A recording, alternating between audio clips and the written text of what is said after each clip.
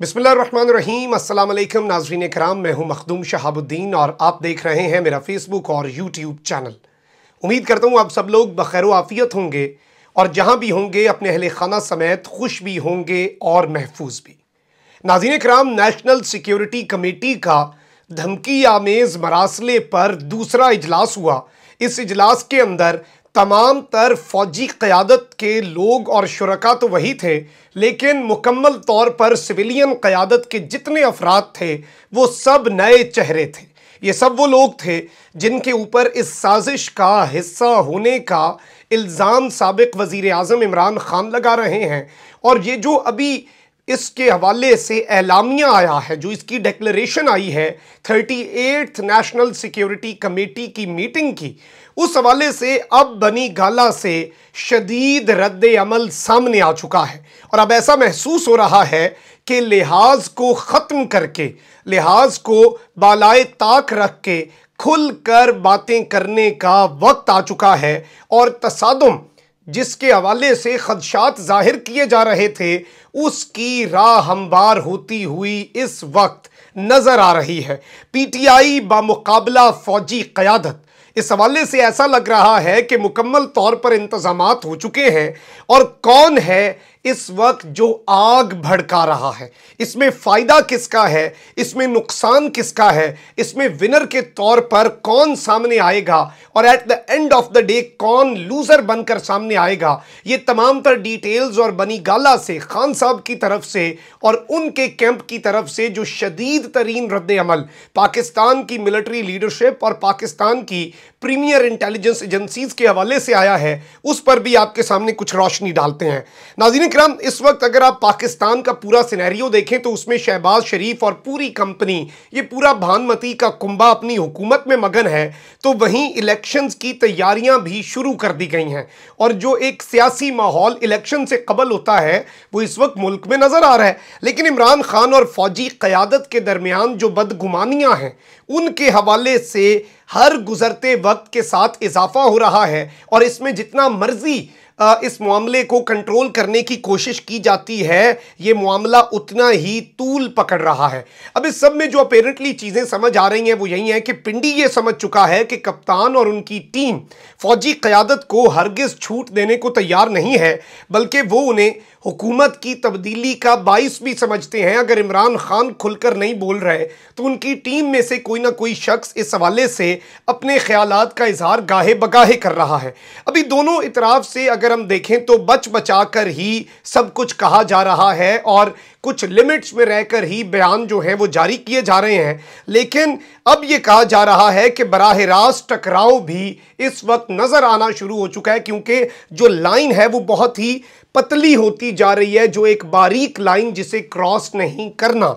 इमरान खान का फौरी इलेक्शन का मुतालबा इस वक्त बड़ा वाज़े तौर पर नजर आ रहा है कि वो दरअसल हुकूमत से नहीं है, वो दरअसल दीगर इदारों से नहीं, बल्कि पाकिस्तान की मिलिट्री लीडरशिप से है। क्योंकि उनके तजुर्बे में ये बात शामिल हो चुकी है कि फौज जो चाहे वो होता है। लेकिन उन्हें ये बात याद रखना होगी अगर उनकी लड़ाई फौजी क़यादत से बराह रास्त शुरू होती है तो ये ना सिर्फ उनके लिए बल्कि मुल्की क़यादत के लिए भी इंतहाई ख़तरनाक साबित हो सकता है। और पाकिस्तान के मुस्तकबिल के लिए भी ये चीज़ बहुत ज़्यादा अलार्मिंग साबित हो सकती है। अब पिंडी में इस बात का कवी इदराक पाया जा रहा है कि एक्स सर्विसमैन के जरिए भी कप्तान और उनकी टीम फौज में फौजी क़यादत के खिलाफ एक बाग़ियाना रवैया और माहौल बनाने की कोशिश की जा रही है। अब इसमें क्या इमरान खान साहब की खुशनुदी शामिल है, क्योंकि वो तो सामने आकर मना कर चुके हैं और उन्होंने बड़ा अच्छा बयान दिया कि भाई देखें कि पाकिस्तान के लिए पाकिस्तान की फ़ौज इस वक्त सबसे ज़्यादा ज़रूरी है, पाकिस्तान की मिलिट्री इस वक्त सबसे ज़्यादा ज़रूरी है। इमरान खान से भी ज़्यादा पाकिस्तान को अपनी बहादुर फ़ौज की ज़रूरत है।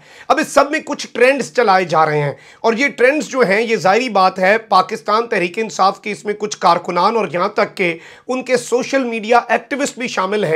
इससे पहले हमने देखा कि जब खान साहब की हुकूमत गई तो उसके पहले 2 दिन पाकिस्तान की अफवाज के सिपा सालार के हवाले से ट्रेंड चला और अभी एक मरतबा फिर एक ट्रेंड चल रहा है, बाजवा हैज़ टू गो। और इसमें शाहीन सहबाई साहब ने एक आर्टिकल भी लिखा और उन्होंने लिखा कि क्यों इस वक्त जनरल बाजवा जो हैं उन्हें जाना चाहिए और इस तरह की बातें हो रही हैं। अलबत्ता ये बातें किसी किस्म का कोई सियासी फायदा नहीं देंगी, क्योंकि सब कुछ स्पेक्यूलेशन है। और जिस तरह की बातें होती थीं कि फौज में ये हो गया वो हो गया, शहबाज शरीफ गए वजीरिस्तान, जनरल फैज हमीद ने अपनी पेशावराना जिम्मेदारियां निभाई, उन्होंने उन्हें ब्रीफिंग दी, और इस वक्त भी फौज जो है वो मुत्तहिद खड़ी है, वो अपने मौक़िफ़ के ऊपर डटी हुई है। और कल का जो एलामिया भी है वो विन विन सिचुएशन एक तरह की क्रिएट हो गई। उसके बाद पीडीएम वाले उसे, या ये भानुमती का कुंबा उसे अपने बेनिफिट के लिए इस्तेमाल कर रहा है, पीटीआई को उसके अंदर कुछ बड़े अहम टेकअवेज मिले हैं और पीटीआई उसे अपने बेनिफिट के लिए इस्तेमाल कर रही है। और जाहिर बात है कि इसमें दोनों की तरफ से फौजी क़यादत जो है, पिछली दफ़ा फौजी क़यादत पर ये सारे चढ़ दौड़े थे जो एलामिया हुआ था खान साहब की ज़ेर सदारत नेशनल सिक्योरिटी कमेटी का, क्योंकि उसमें फिर इन्होंने कहा कि आप बताएं, आपने हम पे गद्दारी का ठप्पा लगवा दिया है, आपने हम पर गद्दारी के सर्टिफिकेट बंटवा दिए हैं, ये हो गया है वो हो गया है, फौज सामने आए, जनरल बाजवा जवाब दें। ये सब अपोजिशन के लोग जो अब हुकूमत में हैं वो ये सारी बातें कर रहे थे। अब दूसरी जानिब मामला ये है कि इस दफ़ा जो हुआ है तो फिर जाहिर बात है तनकीद दूसरी तरफ से आ रही है। तो इस वक्त इमरान खान ये समझते हैं और उनके करीबी लोग ये समझते हैं कि उनके खिलाफ केसेस, उनकी सोशल मीडिया टीम के ऊपर पाबंदियां, गिरफ्तारियां, इलेक्शन कमीशन में फॉरेन फंडिंग पर जितने केसेस हैं उस पर किसी न किसी सूरत पाकिस्तान की मिलिट्री एस्टैब्लिशमेंट असरअंदाज हो रही है। लेकिन ये बात भी समझना होगी कि उनके दौरे हुकूमत में जब अपोजिशन पर कुछ केसेस बने तो क्या उस वक्त भी मिलिट्री लीडरशिप उस वक्त सामने थी? तो इस वक्त देखना यह होगा कि सियासत किस कदर खेलनी है और पाकिस्तान की अफवाज को इस सियासत से किस तरह से दूर रखना है। क्योंकि इमरान खान साहब की अगर ज़ात को देखा जाए तो वो मुकम्मल तौर पर फौज के साथ किसी सूरत का तसादुम नहीं बल्कि डिस्करेज कर रहे हैं बैक टू बैक कि इस तरह के कोई इकदाम ना उठाए जाएं। लेकिन ऑब्वियसली उनकी टीम की तरफ से, उनके लोगों की तरफ से, और अब यहां तक कि जो करीबी लीडरशिप है और जो टॉप की लीडरशिप है उनकी तरफ से भी अब खुलकर बातें हो रही हैं। शीरी मजारी साहब ने इंटरव्यू दिया, उन्होंने कहा कि सिक्योरिटी एजेंसी ने कहा है कि कोई साजिश नहीं थी। मेरा पहला सवाल यह है कि सिक्योरिटी एजेंसियों ने यह कैसे फैसला कर लिया और उन्होंने ये कैसे डिटर्मिन कर लिया कि साजिश नहीं थी? अगर वजीर आजम इमरान खान थे तो वो ये किसे कह रहे थे कि इमरान खान को हटाओ? यानी कि डायरेक्टली ये बात कही जा रही थी जो हुकूमत में होता है या जिसके पास इक़्तिदार होता है वही हटा सकता है, यानी उनके इनडायरेक्टली कहने का मतलब है कि ये मिलिट्री लीडरशिप को एड्रेस किया जा रहा था। प्रेशर आया कि ये छुपा दो, किसकी तरफ से प्रेशर आया ये उन्होंने नहीं बताया, क्योंकि इस खत को खान साहब तक ना पहुंचने का प्रेशर भी था और ये प्रेशर कौन डाल रहा था ये एक बहुत बड़ा सवाल है। फिर उन्होंने कहा कि हम सिक्योरिटी एजेंसियों की बड़ी कदर करते हैं, वो बहुत अच्छा काम करते हैं। फिर आगे उन्होंने हंसकर कहा कभी कभी अच्छा काम करते हैं। फिर उसके साथ उन्होंने कहा कि ISPR ने तो मुदाखलत का जिक्र किया था, साजिश का नहीं, लेकिन आज तो सिक्योरिटी एजेंसी ने मुकम्मल तौर पर अमेरिका के जो जुर्म हैं उन्हें वाइट वॉश कर दिया है, उनके ऊपर सफाई कर दी है। और साथ साथ उन्होंने कहा कि साइफर के अंदर कहा गया कि इमरान खान का दौरा रूस उनका अपना फैसला था, तो अमेरिका को यह बात किसने फीड की? अपोजिशन तो किसी के बिहाफ पर नहीं बोल सकती, तो अमेरिका को यह किसने कहा? किस ओहदेदार ने अमेरिका को कहा कि जी हम इन्वॉल्व नहीं थे, ये खान का मामला था? अब ये एक बहुत बड़ा क्वेश्चन है। अब इसमें मैं आपको ये बता दूं कि उन्होंने साथ ही साथ ये तमाम तर डेवलपमेंट्स रखी। उन्होंने कहा कि अमेरिका को उस खत के अंदर कैसे पता था, अमेरिका ने ये कैसे कह दिया कि इमरान खान के जाते ही हालात ठीक हो जाएंगे, यानी कि उन्हें ऑपोजिशन की तरफ से कुछ तसल्लियां और ऑपोजिशन की तरफ से कुछ उन्हें मामलात दिए गए होंगे। और आज अफसोस है कि नेशनल सिक्योरिटी कमेटी ने इस धमकी आमेज मरासले को टिश्यू पेपर की तरह फेंक दिया है। और क्यों इस मामले को छुपाना चाह रहे हैं, क्या छुपाना चाह रहे हैं? तो ये बड़े संगीन बातें हैं और ये खुलकर, या आप इसे बिल वास्ता या बिला वास्ता डायरेक्ट आप पाकिस्तान की मिलिट्री लीडरशिप के ऊपर सवालात इसे कहें तो ये कहना गलत नहीं होगा। अब इस सब के अंदर नाज़रीन कराम बहुत सी चीज़ें हैं जिनके ऊपर बहुत सी बातें फिर खुलेंगी। जारी बात है खान साहब ने कहा कि हमने एस्टैब्लिशमेंट की सिफारिश के ऊपर चीफ इलेक्शन कमिश्नर को लगाया, तो अब अपोजिशन वाले कह रहे हैं कि आप एस्टैब्लिशमेंट की बातें क्यों मान रहे थे, क्या वो भी आपको फेवर दे रहे थे?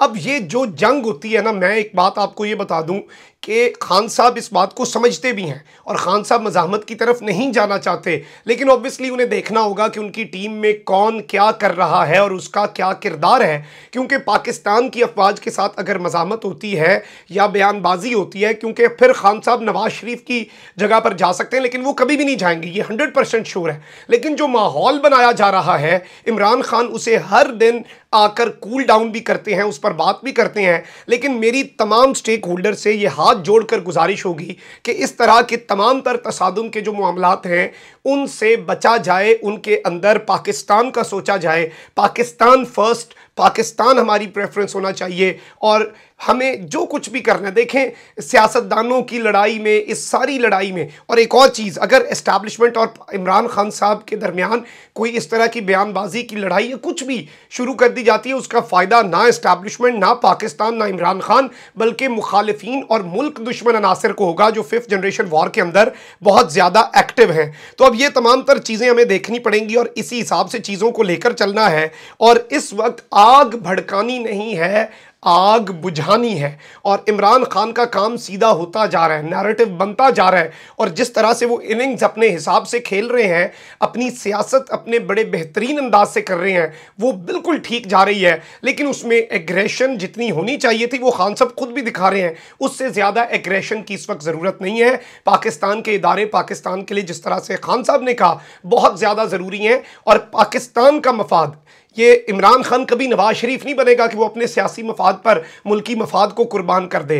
इमरान खान पाकिस्तान के मफाद का दिफा करेगा और उन्हें अब अपनी टीम और तमाम तर लोगों को एक यकनुकाती एजेंडे पर और पोजीशन क्लियर करने की अभी भी ज़रूरत है। ऑल्दो उन्होंने आकर कहा कि कोई फौज पर तनकीद, कोई ट्रेंड, कोई हैशटैग, कुछ ऐसा हमें नहीं करना, हमें सारी तवज्जो इस इम्पोर्टेड पर मरकूज रखनी है।